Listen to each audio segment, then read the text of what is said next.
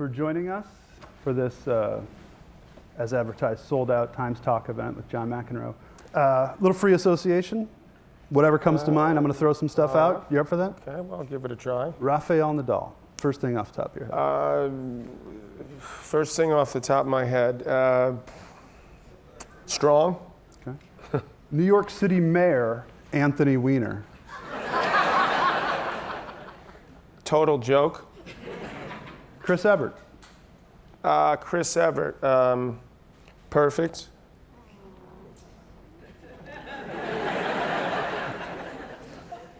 The hit song by Scandal, Goodbye to You. Greatest song ever written. Your favorite New York City restaurant? Do I get a free meal if I say this? You do. Rosa Mexicano. There you go.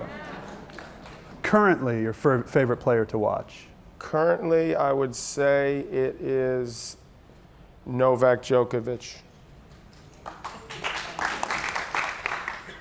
And then in all of history?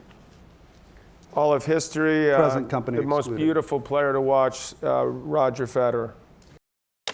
When you start comparing players throughout history, sports fans love to do it, although it is sort of a frail discussion because it's so hard to go across generations. Of course, the technology of the equipment evolves, the style of play, the surface they're playing on. But if you could just ruminate for us a little bit, players of your generation playing against guys today, how would that go? I think we do great. No, I think that Borg was our generation's Nadal. Great athlete, extremely fast. Sort of a combination of Nadal on clay and Djokovic's defensive skills. So I think athletically that he was right there. As a matter of fact, I think he's faster than any one of them in a foot race. We played with wood rackets, so it's almost impossible to sort of compare actually how we would do in a sense. I think Jimmy was the ultimate fighter. So I think it's hard to say that Jimmy Connors couldn't match up against anyone on a given day and do well at least some of the time. Yvonne was... And you're having dinner with Jimmy later, right? Pretty tight? Jimmy and I are going to be going on a big tour. You don't believe that, do you? Now, Jimmy and I actually, I don't think we'll be having dinner real soon, but we do have a lot of respect for each other. So as you get older, you realize that I think that clearly we made each other better players. And I think that we became better people at the end of the day as well. Partially because we were going at it so hard that we were forced to improve. And partially because we started freaking out when we were playing each other. We had to realize we better start improving as human beings too.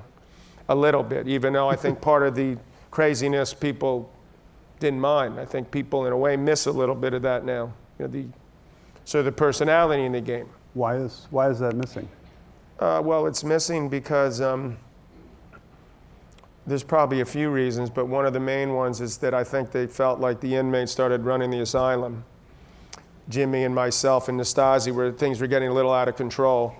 My dad always said to me, look, you can say anything you want as long as you don't curse, because they have the mics much closer. So I did a pretty good job for a while. But then it started going overboard, and it looks admittedly worse than I think it actually is, although it's not the greatest thing for the umpire that's getting berated. But I'm sure that on a soccer field or a football field, etc., hockey, they're not saying, hello, how are you? But I think it's gone too much the other way. In an individual sport, when you don't have a team to root for, I think you do need to sort of learn to sort of have some sort of understanding of the person, know him a little bit, a rooting interest. You like Connors, you don't like him. You like me, you don't like me. Borg was great because he had an aura about him. Yvonne was, you know. Go ahead. He was like Ivan Drago in Rocky, you know. Are there any emergent strategic or stylistic changes that you're seeing that, you know, over the next few years tennis fans might see play out? The strings has become a big issue, a big, you could say, problem. Certainly it's, you watch, you know, the other word I thought when you said Nadal was spin, because I've never seen a guy hit spin the way Rafael Nadal's hit spin. I actually practiced with him one time. I've only practiced with him, and it was before the semifinals of the Wimbledon in 2008. He was playing a right-hander. I'm left-handed. And he had his agent call mine, because we're both with the same company, and said, hey, okay, because we'd actually talked about playing the US Open doubles, which I deeply regret I didn't do. I thought the guy was like why would I play with Rafael Nadal, man? Tells you how smart I was, right? Admittedly, he was 7, but that's But we got the chance to go out there, and right away, the intensity that he played with, he was sort of like a bigger, stronger version, and as intense a version as Connor's in practice. You know, first ball, he feels like you're about to take your head off. And this amount of spin, because I tried, okay, I said, I'll give him that lefty slice and give him something and volley and show him the old school. And it was unbelievable, the amount of the velocity and also the amount of rotation that he got on the ball. It's something that, the ultimate nightmare for me, at my best, would be to play Nadal on clay.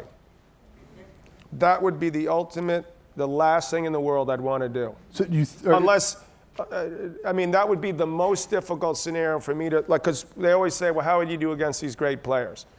I'd like to think that I could do reasonably well a good portion of the time. I mean, maybe I could beat Roger 3 out of 10 times, or maybe I can beat Novak a certain amount of times out of 10. But if I played Nadal on clay, I think I'd beat him like 1 out of 100, maybe 0. Now you're running a tennis academy, you mentioned. When there's a kid misbehaving, throwing his racket around on the court, what do you say? You know, amazingly enough, it's very rare that that happens. Really? I mean, disappointingly, almost. Actually, to be fair, I didn't start losing it until I was probably about 18, until I realized I could lose it. And to some extent, I have no one to blame but myself. Yes, I was emotional, and I got into things at times, but not very often as a junior. It sort of light bulb went off in my head when I played a guy in the French Open, Phil Dent, and there were some horrendous calls. And I kept giving them to him. You know, I was like, I can't take this. Literally, these balls were this much a mistake, and they were giving it to me. And I go, no, that's not the way we do it. And so he put his arm around me after the match. He said, son, this is the pros now. You know, if you want to complain about something or say that something's wrong. And I noticed he hadn't given me any calls. That was the other part. So it started thinking, wait a second, how come this didn't sort of work out? The way Arthur Ashe had said, all the calls would even out. And I say, bullshit, Arthur, it doesn't even out. So then all of a sudden, it was almost a lark when total irony, I played Phil Dent in the quarters of Wimbledon. It was the first match I was on a stadium court, on court 1. And it was basically the first time that I questioned a call, or so I recall. And, well, he wasn't there yet. But I questioned a call, and I took my racket, and I lost the first set. I was going to snap this thing in 2. And they started booing me, you know, the crowd. And I'm like, what the hell are they booing for? You know, I'm the one that lost the set. I couldn't figure out why they were upset. So just to check, I kicked the racket all the way to my side to see if they'd react to that. Ooh, you know. I thought that was the greatest thing. Then I thought, maybe this sport's pretty good after all.